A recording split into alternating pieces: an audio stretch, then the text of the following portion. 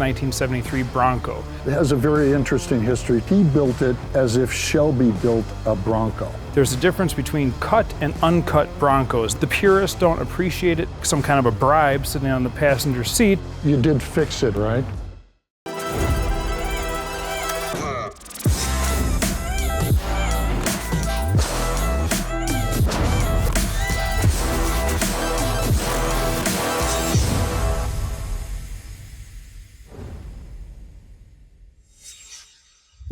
Turn your driving dreams into a reality at Hemmings.com, the world's most trusted collector car marketplace since 1954. Hemmings offers live online auctions and tens of thousands of collector cars, trucks, and bikes daily.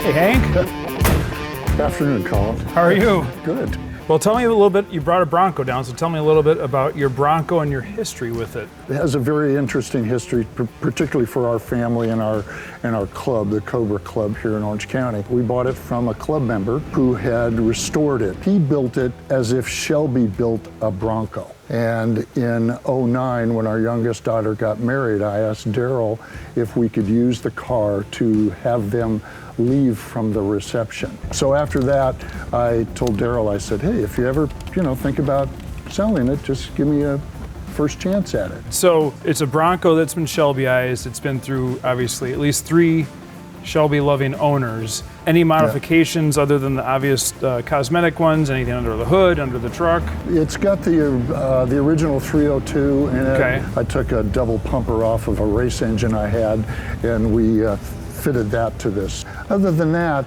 it's pretty stock. Well, I'm excited to take a look at it, and you know the deal. I do. You have to leave me alone with your what is going to be a family heirloom now, and trust me with it. All right. See you in a little bit. Thank you. I've completed my inspection of Hank's 1973 Bronco. It's a Bronco that Hank, the Shelby guy, bought from another Shelby guy who bought it from another Shelby guy. And that is why today it sits here as a Shelbyized Bronco. It has some interesting little touches and special features that kind of personalized it for a Shelby person. But let's start under the hood, and I'll show you a few things that I saw under here. The first, when you pick up the hood, you can tell you don't need this prop rod anymore because somebody has added these gas struts to pick the hood up. That's really nice. You don't have to worry about fumbling around with this or the hood hitting you in the head if you forget to put this in the right place. Now, obviously not a concourse truck. It's not restored. It's just nice and clean and organized under here. I don't see a lot of leaks of any importance. It has an upgraded radiator, upgraded power steering. It has power brakes on it. It has a Mallory distributor. Looks like some old Hooker headers on it, and the upgraded carburetor Hank said he put on there. So again, it's all functional. Everything looks nice and tidy, and it's clearly a driver that gets enjoyed. So again, we're not looking at number one show truck kind of stuff here. We're looking at a truck that's used and they have fun with as a family. So all good under the hood, as they say. Now the paint and fit and finish is really nice. It's not the original color. It's kind of an approximation of a Guardsman blue, Shelby color with some silver stripes.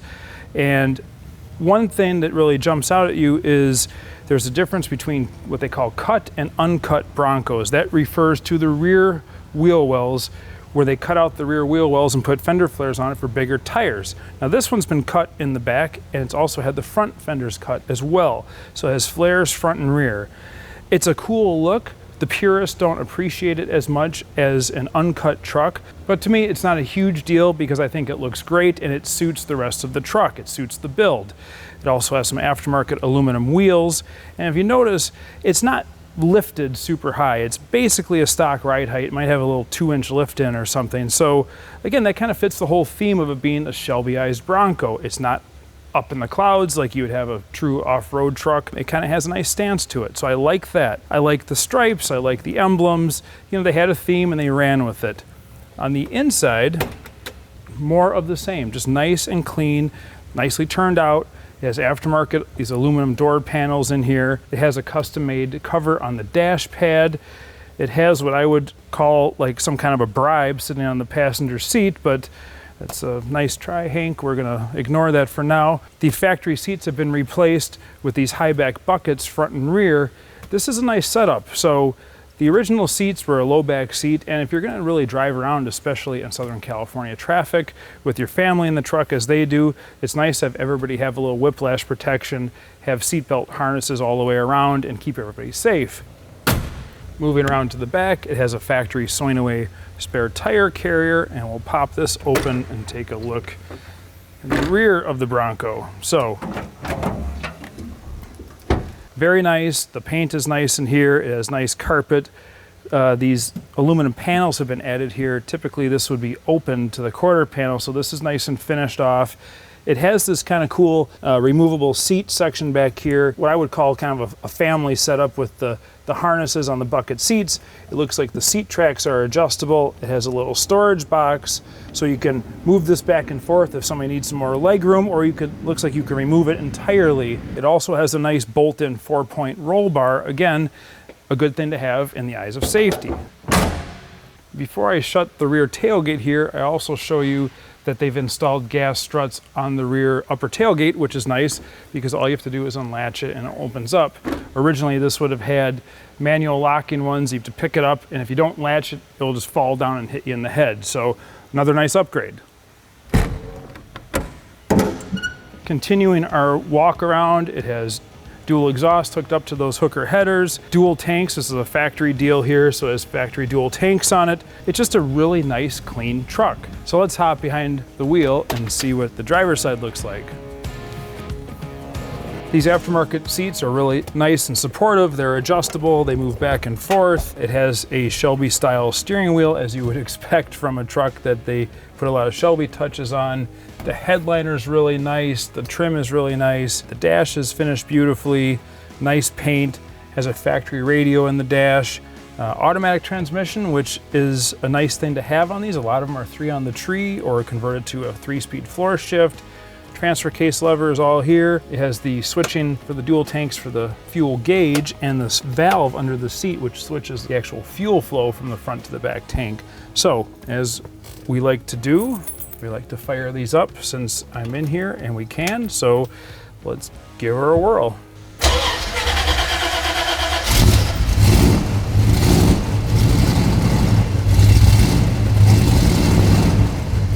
So it started well. It sounds a little bit lumpy. Sounds like a little exhaust leak up front, which is kind of typical when you put headers on. They don't always seal as well as exhaust manifolds. Yeah, other than I think maybe needing a guy that knows how to set up a carburetor and play with it a little bit, all good. Underneath the truck, the chassis is extremely nice. It's a very nice rust-free body. All the common problem areas, the inner fenders in the front, the rocker panels, the frame rails, the floors, inside the rear quarter panels, it's all really nice and rust-free, nice original metal, which is kind of paramount on these trucks. You want to make sure if you're buying an early Bronco that it has as much original metal as possible. And in that regard, Hank's truck gets an A+. It's a very, very clean West Coast truck. It's evident when you look underneath it, so that's a big plus here. I finished my appraisal of Hank's 73 Bronco. I have my number, so I'm gonna go pull him back out here and tell him that number and see what happens. Hopefully he doesn't take his pet snake off the dash and throw it at me. Hey Hank. Hello, I only have one comment. Okay. You did fix it in all the time that you had it, right? What needed to be fixed? I only have one comment. Are you nervous? Yes. Okay, good, Sure. good. Then I'm doing my job right.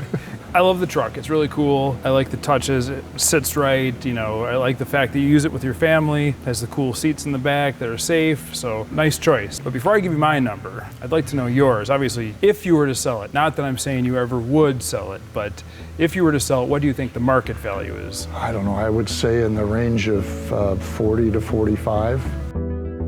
It's a great truck, and the Bronco market is wide and vast, and the prices are all over the board. Right. But it's hard to find a nicely turned out truck like this. Yeah, it has some older mechanicals, but it's just Ford stuff, as you know, so it's easy to fix. I think today, it's $65,000 to $75,000. I think that's a good number. When this car came up for sale, and we had a chance to buy it. You know, we're glad we did, and our granddaughters love it, and you know, we thoroughly enjoy it. So. That's great. It bears mentioning that money doesn't make you happy, but cool vehicles can make you happy. So just get rid of the money and buy all the stuff you can. Good philosophy. Yeah, right. Could you explain that to my wife? Absolutely. She's Just bring her in here. Okay. I'll give her the same speech I give to my wife. Well, thank you so much for bringing it. Really been a pleasure.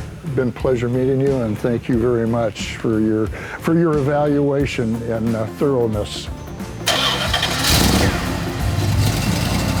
It's not going anywhere. We're just going to keep enjoying it.